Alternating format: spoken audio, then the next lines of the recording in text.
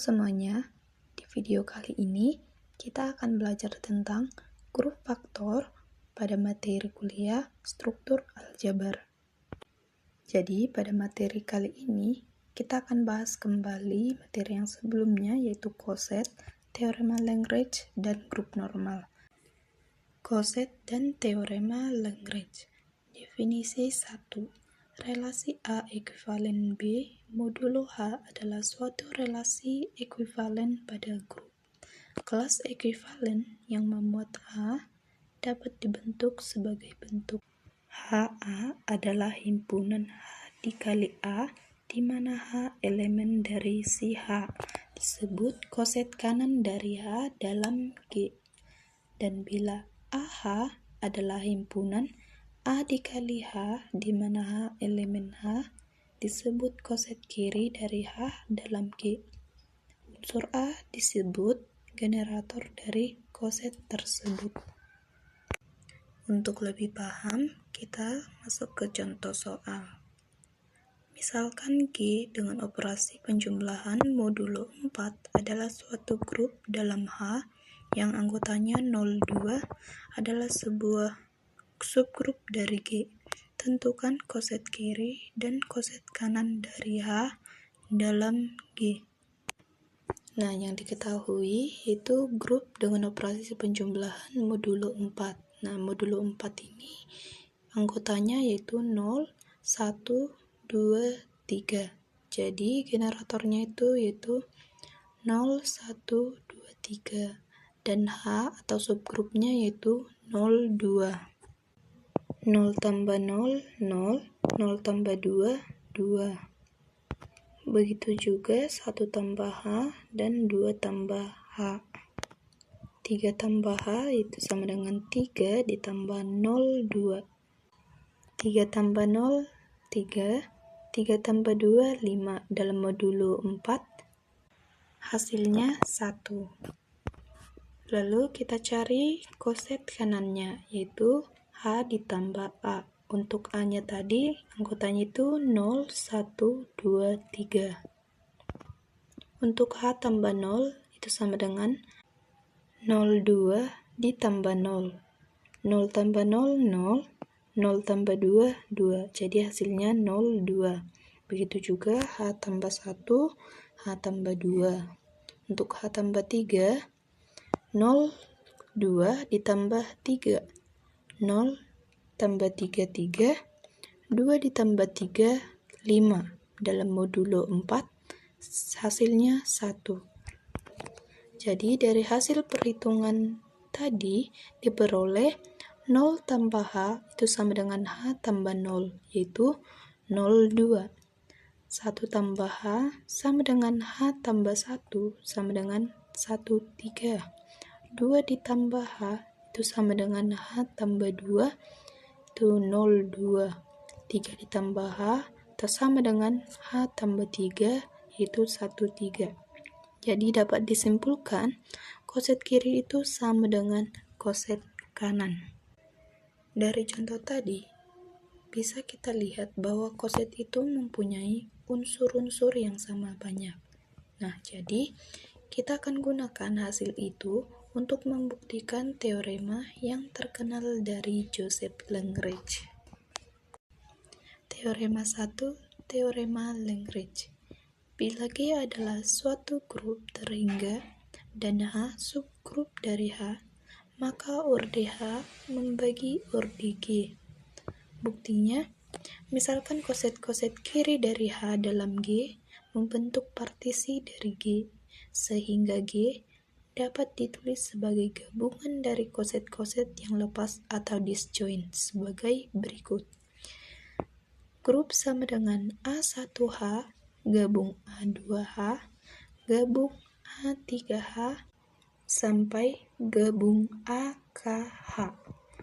Untuk suatu himpunan terhingga dengan unsur-unsur A1, A2, A3 sampai AK elemen G, maka orde H adalah sebagai banyaknya unsur-unsur dalam tiap koset. Jadi jumlah semua unsur dalam gabungannya G sama dengan A1H gabung A 2H, gabung A 3H, sampai gabung AKH sama dengan orde G. Oleh karena itu, orde H akan membagi orde G. Untuk lebih paham, kita masuk ke contoh soalnya. Nah, sebelumnya kita kan ada soal contoh 1, yaitu grup dengan operasi penjumlahan modulo 4 yang anggotanya 0, 1, 2, 3 dan H atau subgrupnya 02. Misalkan kita ambil koset kirinya, itu 0 tambah H hasilnya itu 02, 1 tambah H hasilnya 13, 2 tambah H hasilnya 20, 3 tambah H hasilnya 31. Maka bisa kita lihat 0 tambah H itu sama dengan nilainya 2 tambah H, yaitu 02. 1 tambah H itu sama dengan 3 tambah H yang hasilnya 31. Sehingga 0 tambah H gabung 1 tambah H menghasilkan 0, 1, 2, 3 atau grup itu sendiri. Dan 0 tambah H iris 1 tambah H itu menghasilkan himpunan kosong. Dengan kata lain, koset-koset dapat membentuk partisi. Artinya, gabungan dari koset-koset itu bisa membentuk grup itu sendiri. Seperti yang tadi, dia kembali ke grup yang modulo 4. Dan sedangkan irisan dari kedua koset tadi, itu membentuk himpunan kosong. Selanjutnya kita masuk ke definisi 2. Bila H adalah subgrup dari G, maka banyak koset yang berbeda dari H dalam G disebut indeks dari H dalam G. Secara simbolik, indeks G bagi H. Selanjutnya, definisi 3. Bila G adalah suatu grup terhingga dan H adalah merupakan subgrup dari G, maka indeks G membagi H sama dengan orde G membagi orde H. Definisi tersebut merupakan akibat langsung dari pembuktian teorema Lagrange, di mana fungsi teorema Lagrange salah satunya itu untuk mencari banyaknya koset relatif yang ada pada subgrupnya. Kita masuk ke contoh soal. Nah, kita ambil contoh 1 sebelumnya, yaitu grup dengan operasi penjumlahan modulo 4 yang anggotanya 0, 1, 2, 3 dan H atau subgrupnya 02. Maka indeks dari H dalam G-nya yaitu banyaknya ordesi grup dibagi dengan banyaknya ordesi subgrupnya. Ordesi grupnya tadi 4 dan orde dari subgrupnya 2. Jadi 4 bagi 2 sama dengan 2. Jadi banyaknya koset relatifnya adalah 2. Selanjutnya kita masuk ke subgrup normal dan grup faktor. Definisi 4. Misalkan H adalah suatu subgrup normal dari grup G, maka setiap koset kiri dari H dalam G juga merupakan koset kanannya. Atau AH sama dengan HA untuk setiap A elemen dari G atau grup. Dari definisi tersebut dapat dikatakan untuk menentukan bahwa suatu subgrup H adalah subgrup normal dari grup G, maka harus dibuktikan bahwa koset-koset kiri dari H dalam G sama dengan koset-koset kanan dari H dalam G atau A kali H sama dengan H kali A. Jika H adalah merupakan subgrup normal dari grup dengan operasi bintang, dan G per N adalah himpunan semua koset-koset kiri atau koset-koset kanan dari N dalam G yang didefinisikan G kali H bintang N kali H sama dengan G bintang N dikali H. Definisi 5 atau definisi dari grup faktor. Bila H adalah subgrup normal dari grup dengan operasi bintang, himpunan dari koset-koset G per H itu sama dengan himpunan H bintang G, di mana G elemen dari G atau grup. Himpunan ini membentuk sebuah grup yaitu G per H dengan operasi bintang, yang didefinisikan oleh H dikali G1 bintang H dikali G2 sama dengan H dari G bintang G2. Grup ini disebut grup faktor G oleh H. Kita masuk ke contoh soal. Misalkan grup dengan operasi penjumlahan modulo 6 yang anggotanya 0, 1, 2, 3, 4, 5 adalah suatu grup dan H atau subgrupnya yaitu 0, 2, 4. Tentukan grup faktor dari G oleh H yaitu G per H. Nah, pertama sekali kita harus menunjukkan bahwa grup itu tadi merupakan subgrup normal, di mana koset kiri itu sama dengan koset kanan. Yang diketahui tadi grup dengan operasi penjumlahan modulo 6. Jadi, anggotanya yaitu 0, 1, 2, 3, 4, 5. Maka generatornya yaitu 0, 1, 2, 3, 4, 5. Dan H atau subgrupnya yaitu 0, 2, 4. Pertama kita cari dulu koset kiri, yaitu A ditambah H. Untuk A-nya tadi atau generatornya yaitu 0, 1, 2, 3, 4, 5. Jadi untuk koset kiri 0 tambah H itu sama dengan 0 ditambah anggota dari si subgrupnya yaitu 0, 2, 4. 0 tambah 0, 0. 0 tambah 2, 2. 0 tambah 4, 4. Begitu juga dengan 1 tambah H, 2 tambah H, 3 tambah H, 4 tambah H. Untuk 5 tambah H itu sama dengan 5 ditambah 0, 2, 4. Itu 5 tambah 0, 5.